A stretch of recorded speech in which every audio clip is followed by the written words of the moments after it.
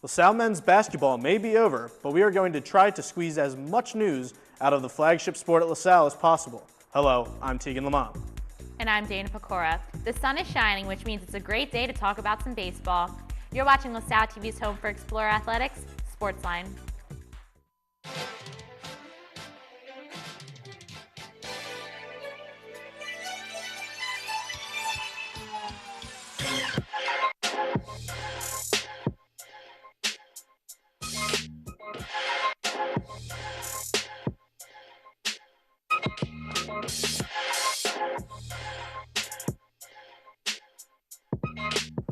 Welcome to SportsLine.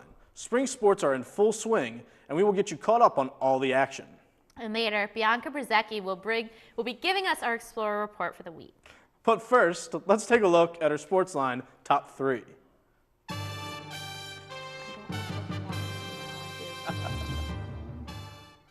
Number 1, 3 LaSalle alums will be joining the Philadelphia Big Five Hall of Fame.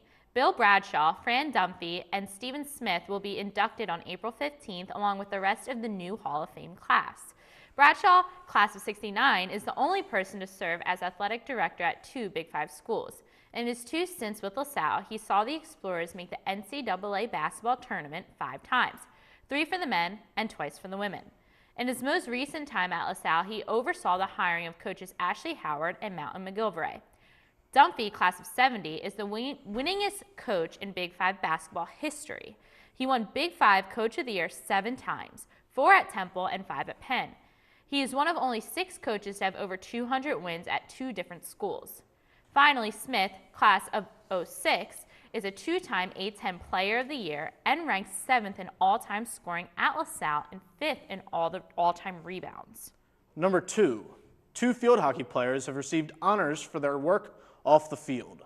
This week, juniors Amanda Chapin and Emma Provost were named Scholars of Distinction by the National Field Hockey Coaches Association. The award goes to athletes who finished the first semester of the 2019 school year with a GPA of 3.9 or higher. The 2 were among 140 student athletes across the country to receive the award. Chapin majors in psychology and boasts a 3.97 GPA. On the field, she tied for first on the Explorers in assists with 8 while recording 5 goals. Provost is a double major in marketing and finance and has a 3.9 GPA. Provost was the starting goalkeeper for the Explorers and made 59 saves on the year. Number 3, freshman Chris Lewis once again made headlines at the start of the outdoor track season. Lewis opened up his outdoor track career with a win in the 100-meter dash. He finished the sprint in 10.77 seconds, beating out 16 competitors for the title at the Penn Challenge on Saturday. His performance earned him an A-10 Rookie of the Week, his second after winning it in January for the indoor track season for his first meet of the season. We have a special 4th headline today as the Pennsylvania Historical and Museum Commission has recently announced its approval of a historical marker dedicated to Tom Gola. The marker will be placed outside of Tom Gola Arena at the Trumark Financial Center. A ceremony will take place before the first home game of the 2019-2020 basketball season. That's all for this week's headlines. Let's see how our teams did over the past week.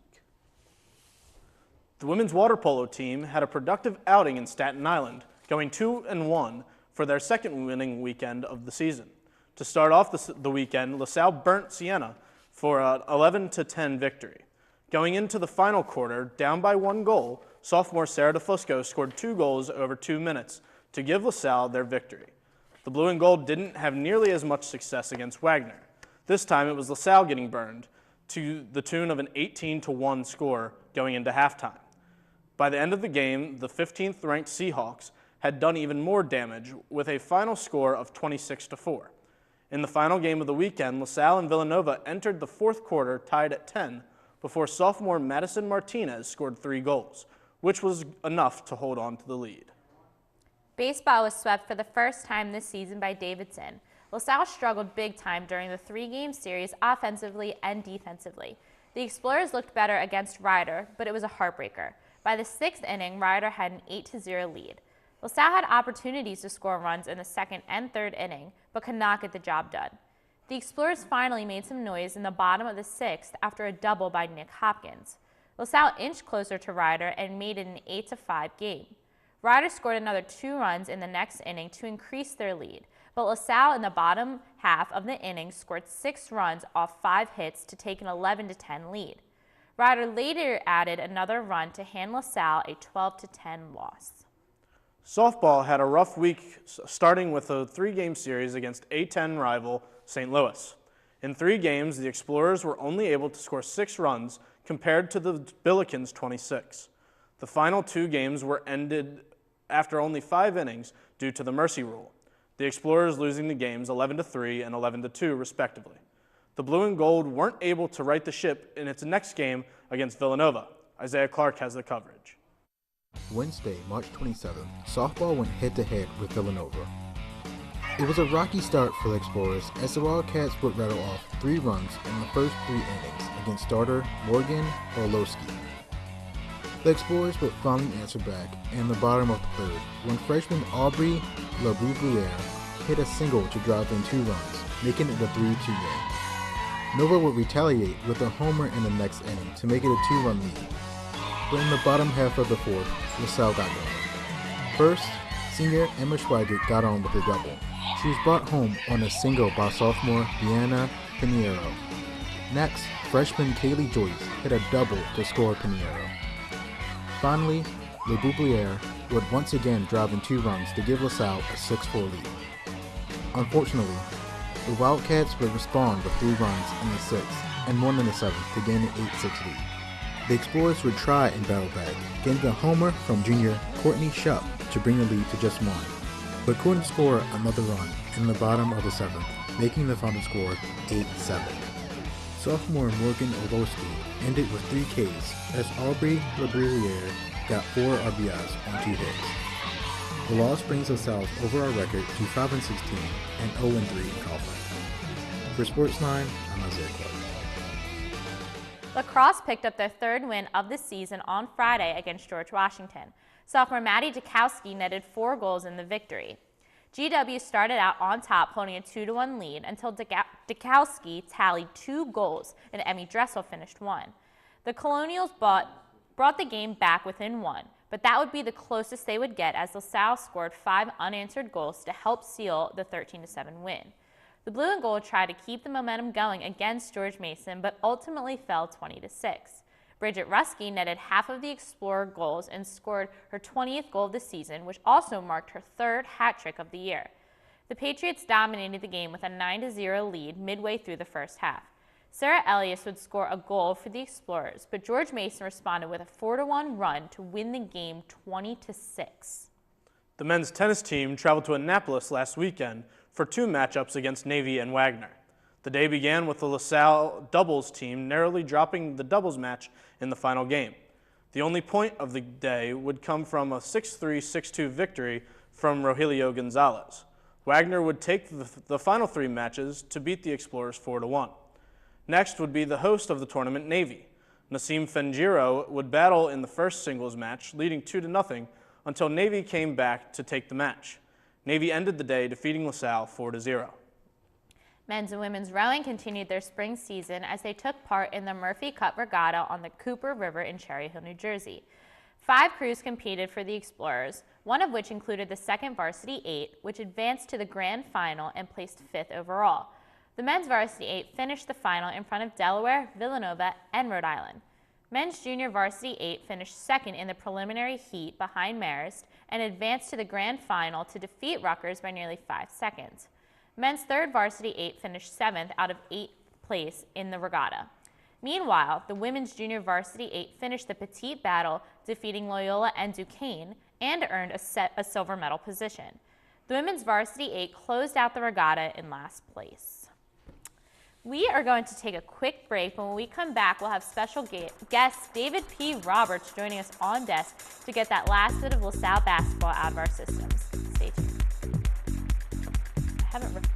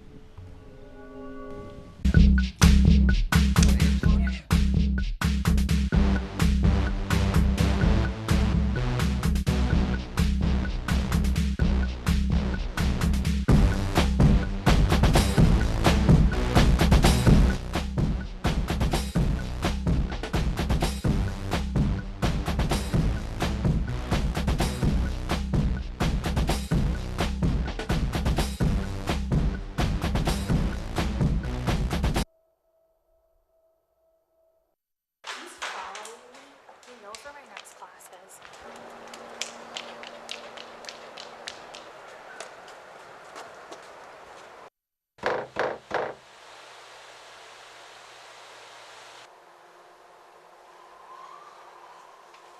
"31% of female victims stalked by an intimate partner were sexually assaulted by that partner. For more help, visit www.victimsofcrime.org. Shut up. It's like every time.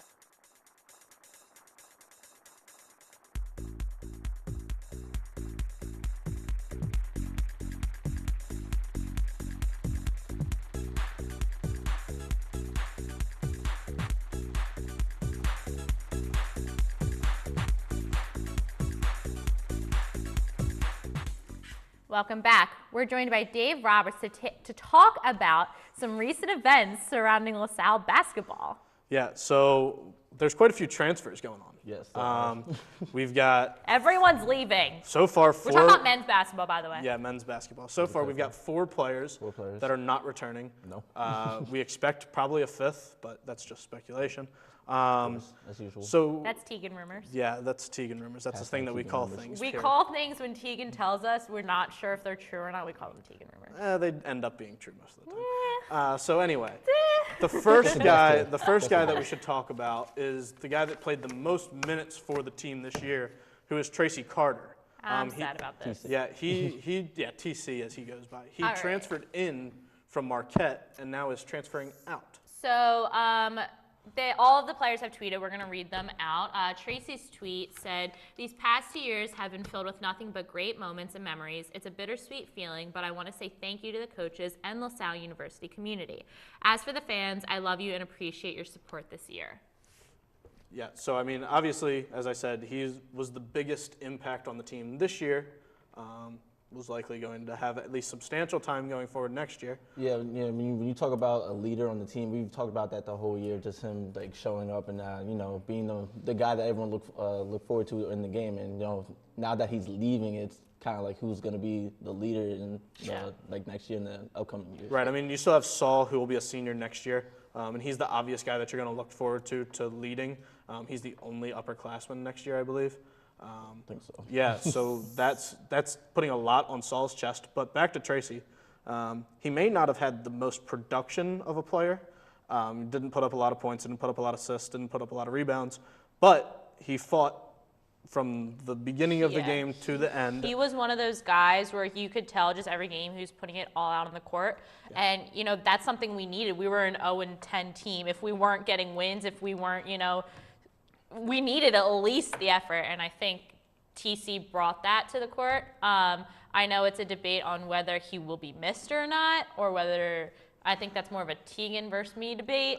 I don't say it's missed, but I don't think he's the most productive basketball player, which, I mean, I think that shows in his stats. But he is a leader, and he does hustle, and he does display the things that you want to see out of a guy leading a team. Mm-hmm. Yeah, I think it does go back to that. I mean, obviously his numbers don't show it, but he is the guy that's like going out there, making sure that everyone's good, making sure that the players are being run.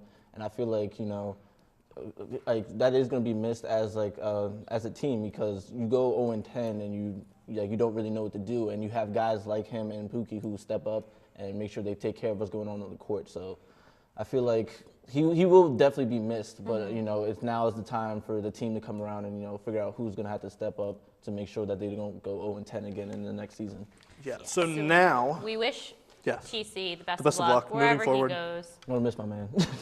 Dave's gonna miss his pal. Yeah, I mean he's probably my best friend on the team too. Yeah. Every time I see him, I say hi to him. He's always so nice to SportsLine. He He's was a great always guy. a great guy to us. So we're Absolutely. definitely gonna miss Tracy. All right, moving on to the next guy. Yes. The next most minutes on the team.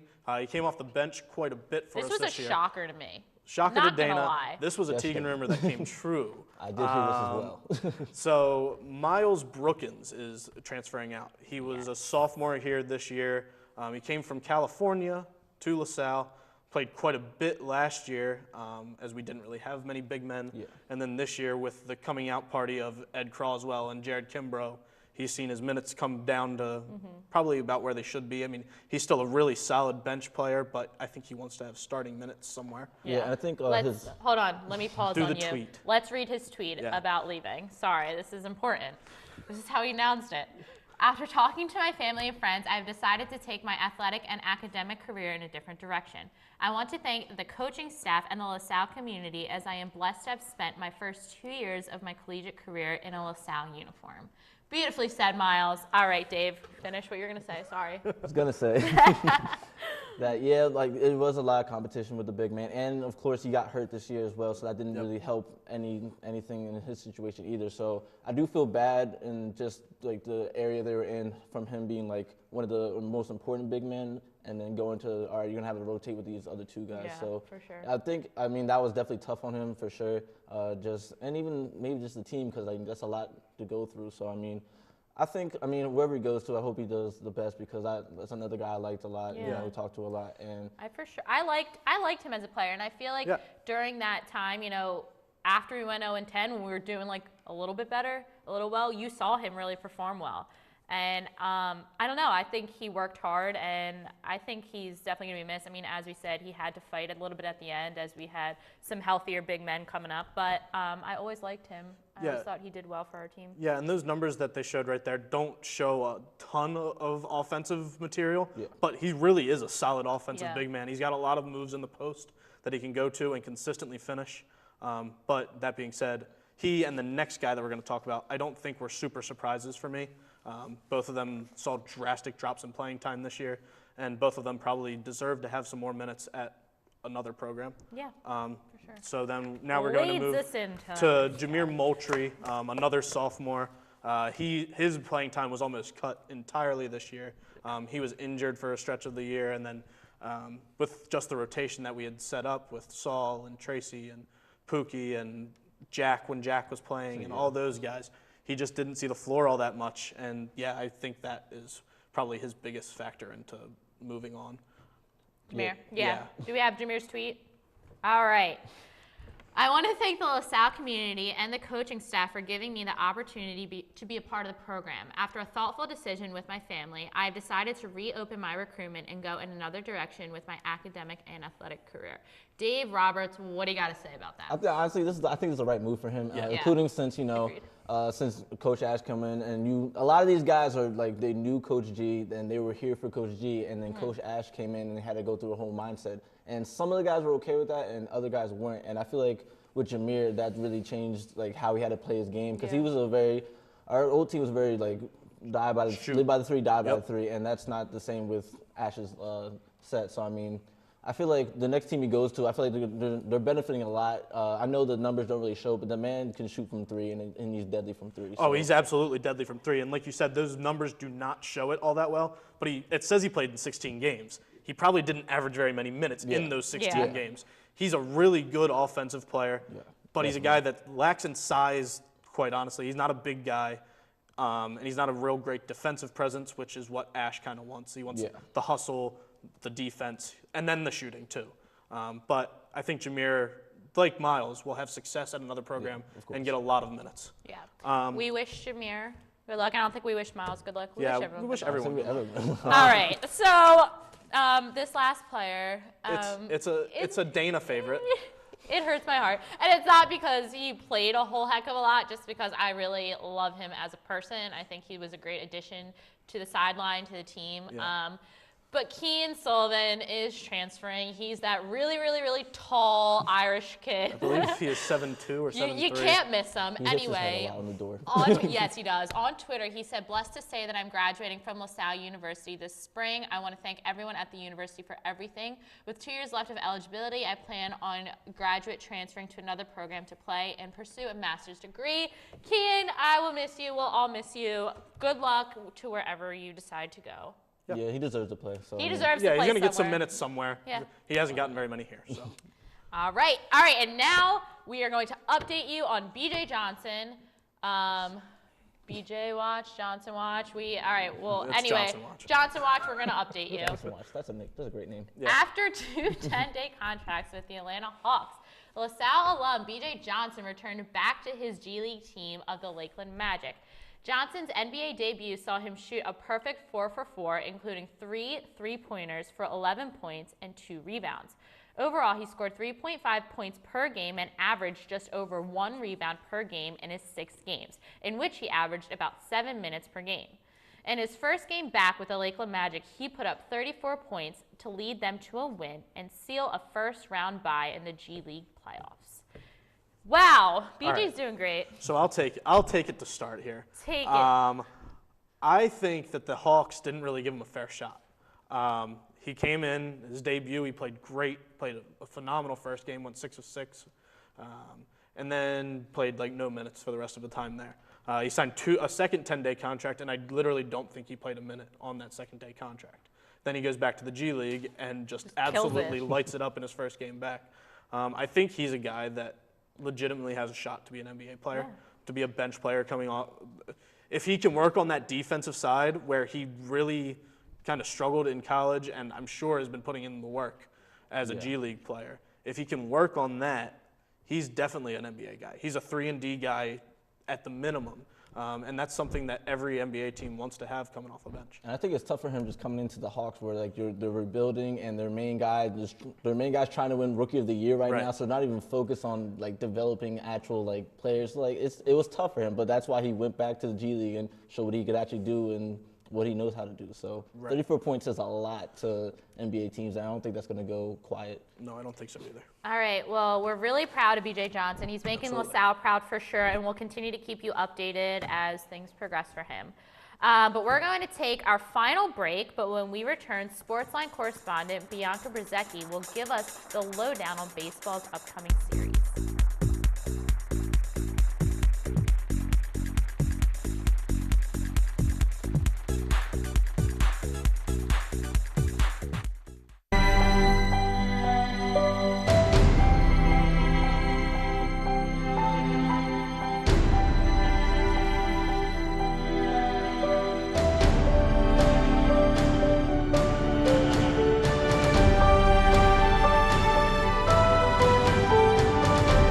It's learning how to code or make video games and websites.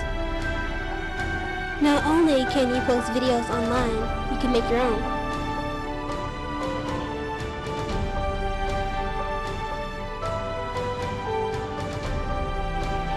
It's learning about leadership.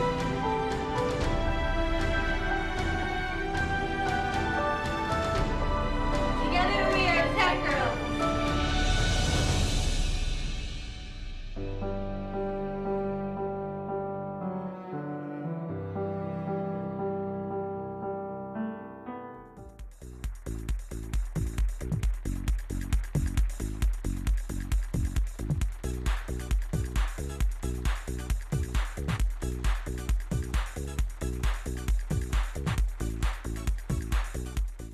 There's plenty of LaSalle sports action this upcoming week, so let us welcome Bianca Brzezicki for this week's Explorer Report. Thanks, Dana. This weekend, March 29th through the 31st, our baseball team will travel up to New York for a 3-game series against St. Bonaventure. The Explorers sit at 13-12 overall this season, but are still winless in the A10. The Bonnies, however, are 3-11, but with a 1-2 record in the conference, the Explorers will look at a pair of seniors to get the offense rolling. Kevin McGowan leads the team with an .352 batting average, and Ben Fausa leads the team with 31 RBIs. The Bonnies will look for outfielder Alex Schwartz, who had tormented opposing pitchers. This year, with an .340 batting average and an .60-20 slugging percentage, along with that is Tyler Kedler, who leads the team with 12 RBIs. The key to an Explorers victory is to keep the offense up with runners on base. In the past few games, LaSalle has been successful getting players on, but really struggled to knock them in. Hitting with runners on base will determine who wins these 3 games. For SportsLine, I'm Bianca Brzezicki. Thank you, Bianca. So baseball is in a really weird stretch. They started out pretty hot, and then they just recently lost their first series to Davidson. Yeah. So they really need to perform well against the Bonnies for sure. They're still over 500. Yep. So they need this. Yeah. For sure. I mean, and the Bonnies are not a good team. I think their record is like 3-21 or something like that. I looked it up and now I forget. But they're not a great team. It's definitely a team that we can take advantage of. We have some solid pitching. We have some solid bats. We're playing here.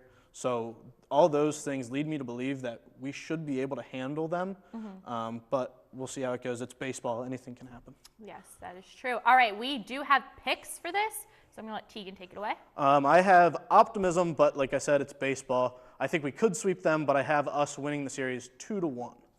And I only have optimism for our blue and gold, so I'm going to say LaSalle 3-0.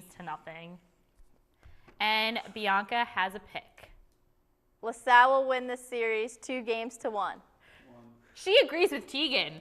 Yeah. I like that. I think that I like being the only optimistic person because then when we do win and I am right, I get to be like, yeah, I was always a fan and they were pessimists. Yeah, I mean, I don't, like I said, I'm optimistic, but it's a 3-game series. I don't think we have a team that is the highest of quality, so like a 2-1 win is still a series win. I mean, I'm for sure excited for this baseball season. I love baseball. I love going out and in the warm weather. It's a lot more fun to me to sit outside and watch baseball when it's beautiful out instead of in the cold. I don't know where I was going with that. Anyway, Tegan. That just about wraps it up for us this week. If you can't make it out to see the Explore Report, be sure to tune in next week for our coverage. Keep up with this weekend's other sporting events by visiting goexplorers.com or check out this week's edition of the Collegian. Also, check us out on Facebook at facebook.com/LaSalleTV and on Twitter at SportsLineLTV. We welcome you to send us your thoughts and suggestions there. For Dave, Isaiah, and our entire SportsLine team, I'm Tegan Lamont. And I'm Dana Pecora. Thanks for joining, and we'll see you at the game.